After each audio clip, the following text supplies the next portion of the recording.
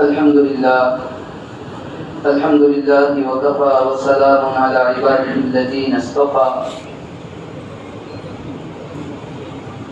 أما بعد فقد قال الله تبارك وتعالى في كلامه المجيد والفرقان الحميد فأعوذ بالله من الشيطان الرجيم بسم الله الرحمن الرحيم وعاشروهن بالمعروف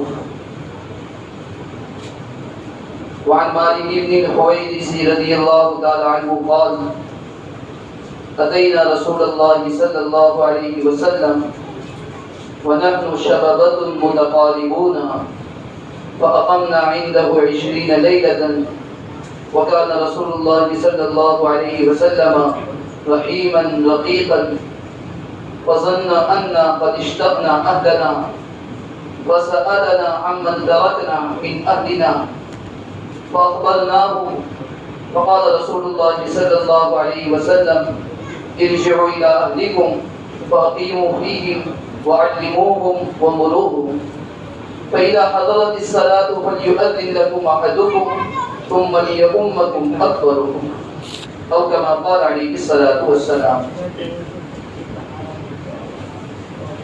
میرے محترم بھائیو بزرگ اور دوستو، گزشتہ ہفتے بھی میں آپ حضرات کے سامنے یہی حدیث پڑھی تھی. اس حدیث کو روایت کرنے والے ایک صحابی حضرت مالک بن حویرث رضی اللہ تعالیٰ عنہ ہے. وہ فرماتے ہیں کہ ہم اللہ کے نبی صلی اللہ علیہ وسلم کی خدمت میں حاضر ہوئے. وَنَحْنُ شَبَابَةٌ مُتَقَارِبُونَ، ہم جتنے صحابی گئے تھے ہم سب نوجوان تھے اور سب ہم عمر تھے، ایک جیسے عمر والے تھے.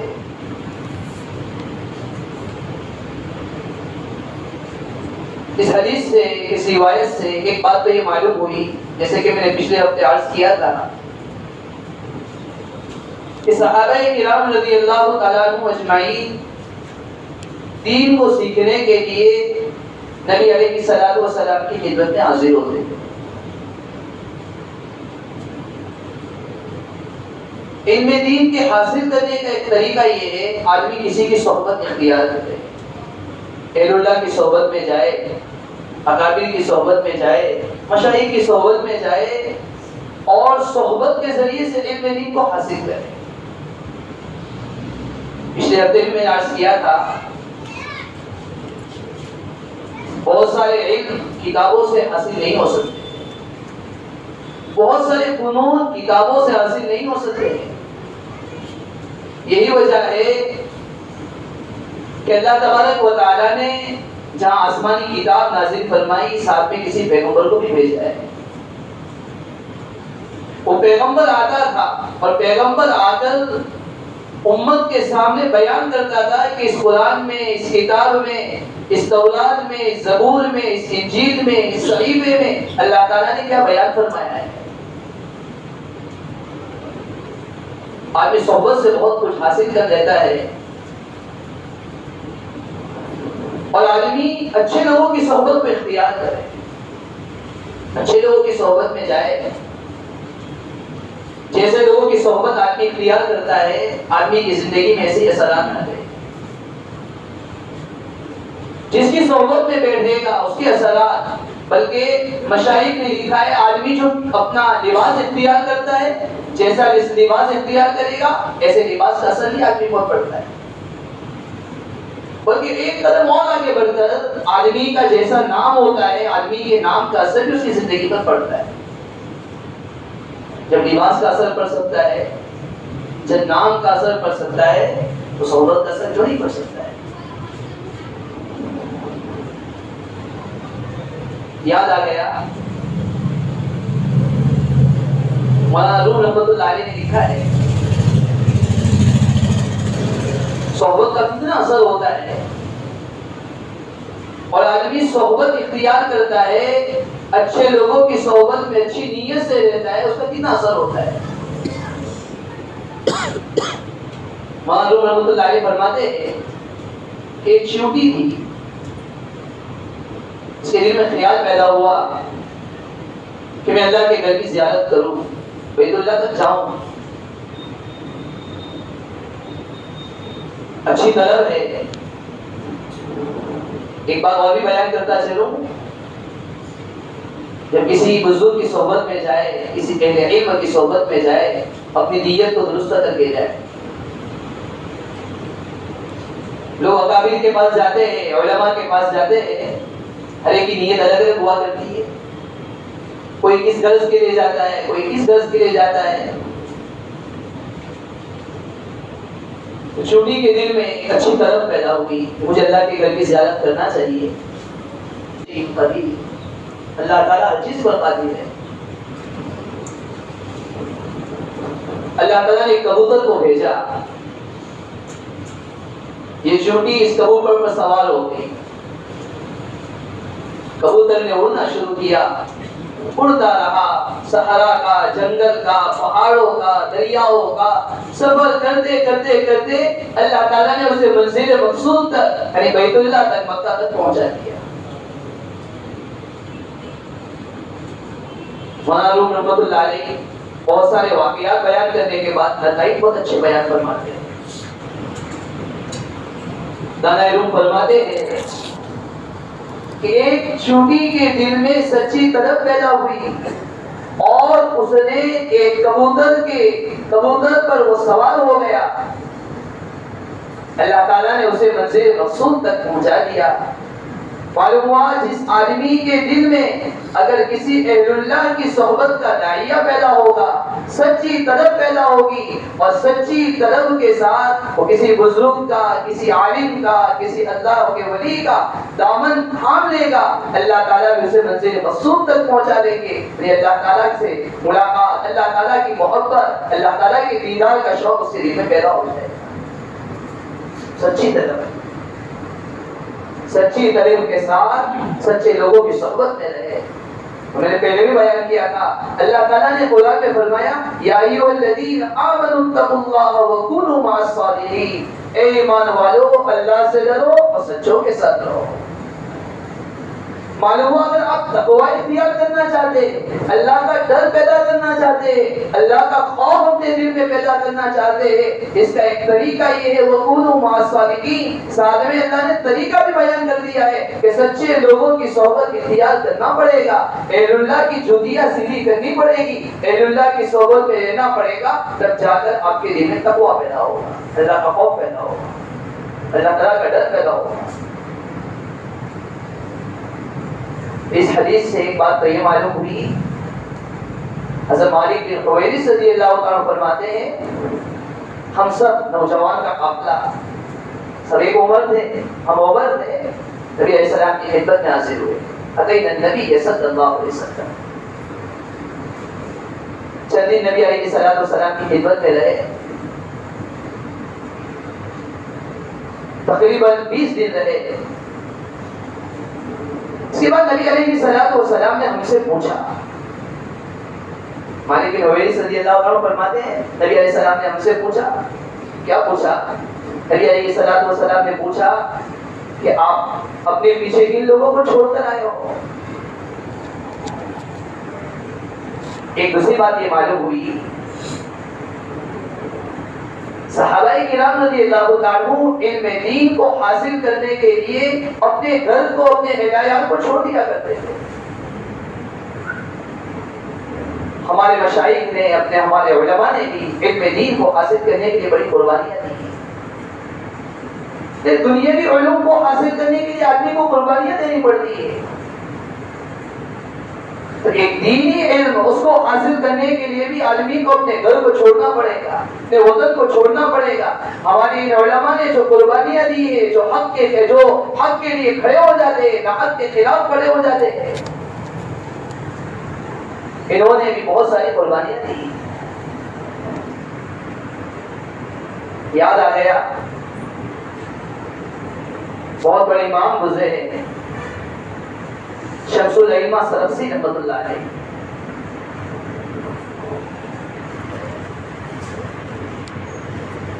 ان کے زمانے میں وقت کے بادشاہ جس کا نام غالباً خاقان تھا، ان کے خلاف شمس الائمہ سرخسی رحمۃ اللہ علیہ نے کچھ بات کہی تھی. وقت کے بادشاہ نے اعلان کیا کہ اس امام کو، اس عالم کو کنویں کے اندر بند کر دیا جائے، کنویں میں قید کر دیا جائے. ایک حق بات کہنے کی وجہ سے، ایک حق بات بولنے کی وجہ سے شمس الائمہ سرخسی رحمۃ اللہ علیہ کو کنویں میں قید کر دیا گیا. کنویں میں چلے گئے، شاگرد پریشان ہو گئے، ان کے پاس پڑھنے والے پریشان ہو گئے. یہ تو کنویں میں چلے گئے، ہمارا کیا ہوگا؟ ہمیں علم کیسے ملے گا؟ ہم علم کو کیسے حاصل کریں گے؟ شاگردوں نے آپس میں مشورہ کیا اور مشورے سے یہ طے ہوا کچھ بھی ہو جائے، چاہے استاد کنویں کے اندر بند ہے، لیکن کنویں میں بند ہوتے ہوئے بھی ہم ان کے پاس رہتے ہوئے کنویں سے باہر علم کو حاصل کریں گے، علم کو نہیں چھوڑیں گے. وہ علم کو حاصل کرنا فرض ہے. حدیث میں نبی علیہ الصلوۃ والسلام نے فرمایا طلب العلم فریضۃ علی کل مسلم و مسلمہ.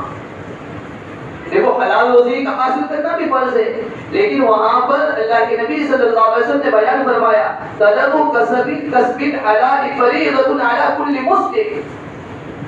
طلب کسب حلال، حلال روزی کا تلاش کرنا فرض ہے، لیکن آگے اللہ کے نبی صلی اللہ علیہ وسلم نے بیان فرمایا ہے دوسرے فرائض کے بارے. اور علم حاصل کرنے کی بات آئی، نبی علیہ الصلوۃ والسلام نے بیان فرمایا ہر مسلمان مرد پر، ہر مسلمان عورت پر فرض ہے. ایک ہوتا ہے نماز روزہ وغیرہ کا ایک نماز کس طرح پڑھی جائے، نماز میں کیا فرائض ہے، نماز کس سے صحیح ہوتی ہے، کس سے فاسد ہو جاتی ہے، نماز پڑھنے کا کیا طریقہ ہے، روزہ کس سے ٹوٹ جاتا ہے، کس سے نہیں ٹوٹتا ہے، روزہ کس پر فرض ہے. ضروری علم کا حاصل کرنا تو ہر آدمی پر فرض ہے، ہر مسلمان پر فرض ہے. اسے فرض عین کہا جاتا ہے. اور بقیہ علم، مستقل عالم بننا، جب مدارس میں کتابیں پڑھائی جاتی، کتابوں کو پڑھنا تو فرض کفایہ ہے. بہت سارے لوگ ایسے ہوں گے جنہیں صحیح طور پر نماز پڑھنے بھی نہیں آتا ہے، نماز پڑھنے کا صحیح کیا طریقہ ہے وہ بھی معلوم نہیں. ایک تاجر ہے، تجارت میں لگا ہوا ہے، حلال کیا چیز ہے، حرام کیا چیز ہے اسے معلوم نہیں، حرام کاروبار کر رہا ہے. ایک آدمی بالغ ہو گیا، بالغ ہونے کے بعد اس پر کیا ذمہ داری ہے؟ اس سب چیز کا علم حاصل کرنا تو فرض ہے. تو شمس الائمہ سرخسی رحمۃ اللہ علیہ کو کنویں کے اندر بند کر دیا گیا. طلبہ کنویں کے پاس جمع ہو گئے. کتابوں میں لکھا ہے، تاریخ میں لکھا ہے شمس الائمہ سرخسی رحمۃ اللہ علیہ نے کنویں میں بیٹھے ہوئے، کنویں میں قید رہتے ہوئے کئی سال تک اپنے سامنے موجود، کنویں کے اوپر موجود اپنے طلباء کو کئی سال تک پڑھایا اور علم حاصل کروایا. طلباء استاد اندر سے بیٹھ کر حدیث بیان کرتے جاتے تھے، بولتے جاتے تھے، طلباء لکھتے جاتے تھے. اللہ تعالیٰ نے شمس الائمہ سرخسی رحمۃ اللہ علیہ کو کیسا علم عطا فرمایا ہوگا، کیسا علم عطا فرمایا ہوگا. استاد کے پاس کوئی کتاب موجود نہیں ہے، بغیر کتاب کے دیکھے کئی باتیں بیان کرتے جاتے تھے، کئی حدیث بیان کرتے جاتے تھے اور طلباء اس کو لکھتے جاتے تھے. اندازہ لگائیے جو آدمی بغیر کتاب کے اتنا سارا لکھا رہتا ہے. تاریخ میں لکھا ہے انہوں نے اندر بیٹھ کر اتنا لکھایا کہ طلباء نے مستقل لکھا اور اس کو کتابی شکل میں مرتب کیا اور اس کا نام منصور ایک کتاب ہے، اس کو لکھا گیا. اتنا علم ہوگا. اور دوسری بات یہ معلوم ہوئی کہ اس زمانے میں علم کو حاصل کرنے کے لیے لوگ کیسی قربانیاں دیا کرتے ہیں. آج دنیاوی علوم کو حاصل کرنے کے لیے لوگ قربانیاں دینے کے لیے تیار ہے، لیکن علم دین کو حاصل کرنے کے لیے لوگ قربانی دینے کے لیے تیار نہیں. آج علم دین کی اہمیت لوگوں کے قلوب سے نکل چکی ہے اور علوم دنیا کی اہمیت لوگوں کے دل میں ہے، اس لیے کہ اس کا نقد فائدہ دنیا میں لوگوں کو نظر آ رہا ہے، علم دین کا فائدہ نظر نہیں آ رہا ہے، اس لیے لوگ اس کو حاصل کرنے کے لیے تیار نہیں۔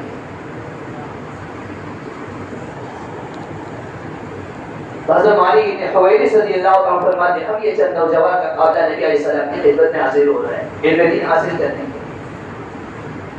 چند دن رہے، چند دن رہنے کے بعد نبی علیہ السلام نے ہم سے پوچھا کہ آپ اپنے پیچھے کن لوگوں کو چھوڑ کر آئے ہو؟ حضرت مالک بن حویرث رضی اللہ عنہ فرماتے ہیں نبی علیہ السلام سمجھ گئے تھے کہ ہمیں اپنا گھر یاد آتا ہے۔ نبی علیہ السلام نے جب دیکھا کہ انہیں اپنا گھر یاد آ رہا ہے، چونکہ ہم چند صحابہ ایسے تھے کہ ہم میں سے چند لوگوں کی شادی ہو چکی تھی، شادی شدہ تھے، تو نبی علیہ السلام نے جب پانپ لیا، جان لیا انہیں اپنا گھر یاد آ رہا ہے، نبی علیہ السلام نے فرمایا ارجعوا الی اہلیکم، جاؤ تم اپنے گھر والوں کے پاس چلے جاؤ۔ اس حدیث کو سامنے رکھتے ہوئے ہمارے علماء نے لکھا ہے کہ آدمی دین میں دین کو حاصل کرے، دینی شعبے میں لگے،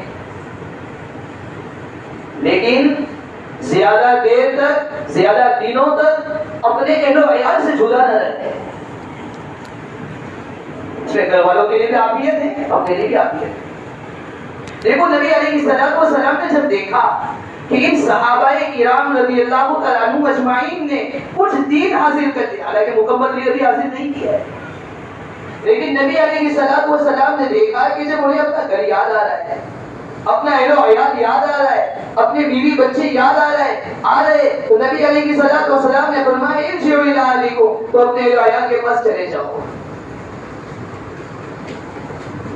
اس سے ایک بات یہ بھی معلوم ہوئی، آدمی جہاں علم دین کو حاصل کرے، دین کے کسی شعبے میں مشغول ہو، چاہے دعوت و تبلیغ کا شعبہ ہو، چاہے خانقاہ کا شعبہ ہو، چاہے مدارس کا شعبہ ہو، کوئی بھی دینی خدمت میں مشغول ہو، اپنے اہل و عیال کا بھی خیال رکھتے رہے، کہیں ایسا نہ ہو کہ دین کے شعبے میں لگنے کی وجہ سے لوگوں کو العباد سے غافل ہو جائے۔ زیادہ دین تک، زیادہ دیر تک اپنے اہل و عیال سے دور نہ رہے۔ ایک بزرگ نے ایک عجیب بات کی، انہوں نے لکھا ہے کہ قرآن کریم کے مطالعے سے معلوم ہوتا ہے اللہ تبارک و تعالیٰ نے قرآن کریم میں 3 چیزوں کو نمبر 1 اللہ تعالیٰ نے قرآن میں فرمایا وَجَعَلْنَا اللَّيْلَ سَكَنًا، اللہ فرماتے ہم نے رات کو سکون کا ذریعہ بنایا ہے۔ معلوم ہوا سکون حاصل کرنے کے لیے بہتر سے بہتر چیز رات ہے۔ اگر آدمی رات کو سوئے گا نہیں، آدمی کو سکون حاصل نہیں ہوگا۔ بہت سارے نوجوانوں کا حال ایسا ہوتا ہے، رات بھر گھومتے رہتے، پھرتے رہتے، رات بھر کی بیٹھکیں، اسی طرح رات نکل جاتی ہے، پھر دن بھر سوئے گے لیکن انہیں سکون نصیب نہیں ہوگا۔ دوسری چیز اللہ تعالیٰ نے قرآن میں فرمائی وَمِن بُيُوتِكُمْ سَكَنًا، اللہ تعالیٰ نے تمہارے گھروں کو بھی تمہارے لیے سکون کا ذریعہ بنایا ہے۔ آدمی اپنے گھر میں رہے، اس میں سکون ہے۔ آدمی کو اپنا گھر نصیب ہو جائے، اپنا گھر ہو، رات کا وقت ہو، آدمی کے لیے سکون کا وقت رہے۔ اور جی چیز اللہ تعالیٰ نے جتنی چیز بیان فرمائی وَمِنْ آيَاتِهِ خَلَقَكُم مِّنْ أَنفُسِكُمْ أَزْوَاجًا لِتَسْكُنُوا إِلَيْهَا، اللہ تعالیٰ فرماتے ہیں اللہ تعالیٰ نے مردوں کے لیے عورت کو سکون کا ذریعہ بنایا ہے۔ سکون کہاں ہے؟ آدمی اپنے گھر میں ہو، رات کے وقت میں آدمی اپنی بیوی کے ساتھ ہو، یہ سکون کا ذریعہ ہے۔ آدمی کو سکون کب ملے گا؟ آدمی اپنے گھر پر ٹھہرے، اپنے گھر پر رہے۔ دیکھو نبی علیہ السلام نے جب دیکھا صحابہ کرام رضی اللہ عنہ اجمعین کو کہ ان کو اپنا اہل و عیال یاد آ رہا ہے، نبی علیہ السلام نے حالانکہ صحابہ نے کبھی مکمل دین حاصل نہیں کیا تھا، تھوڑا کچھ علم دین حاصل کر لیا تھا، نبی علیہ السلام نے پانپ لیا تو نبی علیہ السلام نے فرمایا ارجعوا الی اہلیکم، تو اپنے اہل و عیال کے پاس چلے جاؤ۔ اور اس حدیث سے ایک بات یہ معلوم ہوئی، نبی علیہ السلام یہ بھی تعلیم دینا چاہ رہے ہیں تمہارے لیے علم دین حاصل کرنا تو ضروری ہے ہی، لیکن ساتھ میں اپنے روایات کی فکر رکھنا، یہ تمہارے لیے حقوق العباد کے قبیل سے ہیں۔ کہیں ایسا نہ ہو تم تو تصویر لے کر بیٹھے رہے، تم تو ذکر و اذکار میں مشغول رہے، تم تو علم دین کے حاصل کرنے میں مشغول رہے اور تم نے اپنے روایات کی فکر نہ کی، اپنے روایات کی طرف توجہ نہیں دی۔ یہ حقوق العباد کے قبیل سے ہے، اور حقوق العباد کا مسئلہ یہ ہے آدمی توبہ استغفار کرے گا، اللہ تعالیٰ کے جو حقوق ہیں وہ تو معاف ہو جائیں گے، لیکن حقوق العباد معاف نہیں ہوں گے جب تک کہ بندہ جس بندے کے حق کو طلب کیا ہے، ضائع کیا ہے، اسے معافی نہیں مانگے گا، اللہ تعالیٰ اس کو معاف نہیں فرمائے گا۔ حقوق العباد کی طرف توجہ دی گئی، ارجعوا الی ربکم۔ اور بھی کچھ باتیں ہیں انشاءاللہ آئندہ عرض کروں گا۔ آج کی بات کا خلاصہ یہ ہے کہ اس روایت سے ایک بات یہ معلوم ہوئی، آدمی اچھی صحبت میں اختیار کرے، اچھے لوگوں کی صحبت میں جائے، اہل اللہ کی صحبت میں جائے، ان کے پاس بیٹھے۔ ایک زمانہ تھا لوگ اہل علم کے پاس جایا کرتے تھے، کچھ دن ان کی خدمت میں رہا کرتے تھے، ان کی نقل و حرکت کو دیکھ کر، ان کی رات دن کی زندگی کو دیکھ کر اپنے اندر بہت بڑا انقلاب برپا، ان کے اندر بہت بڑا انقلاب برپا ہو جایا کرتا تھا۔ آج لوگوں نے علماء کی صحبت کو چھوڑ دیا ہے، علماء کے پاس جانا چھوڑ دیا ہے۔ اب تو حال یہاں تک پہنچ گیا ہے لوگ علم حاصل کرنے کے لیے، مسئلہ معلوم کرنے کے لیے علماء کے پاس آتے ہی نہیں۔ علماء کی صحبت میں جائے۔ اور دوسری بات یہ معلوم ہوئی آدمی علم کو حاصل کرے، جہاں زندگی میں کوئی مسئلہ درپیش ہو، کوئی مسئلہ پیش آ جائے تو معلوم کرے، اس کے لیے قربانی دینی پڑے تو قربانی دے دے، اس کے لیے اپنے روایات کو چھوڑنا پڑے تو چھوڑ دے۔ اور تیسری بات یہ معلوم ہوئی کہ جو حضرات دین کے شعبے میں لگے ہوئے ہیں وہ دین کے شعبے میں ضرور لگے، تسبیحات کا ضرور اہتمام کرے، ذکر کا ضرور اہتمام کرے، دین کے شعبے میں ضرور لگے، لیکن ساتھ میں اپنے روایات کی طرف توجہ بھی کیا کرے، اپنے روایات کے حقوق کو بھی ادا کیا کرے۔ اللہ تعالیٰ شانوں سے دعا ہے اللہ تعالیٰ نے جو باتیں کہلوائی ہم سب کو اس پر عمل کرنے کی توفیق عطا فرمائے۔ آمین۔ وآخر دعوانا الحمدللہ رب العالمین۔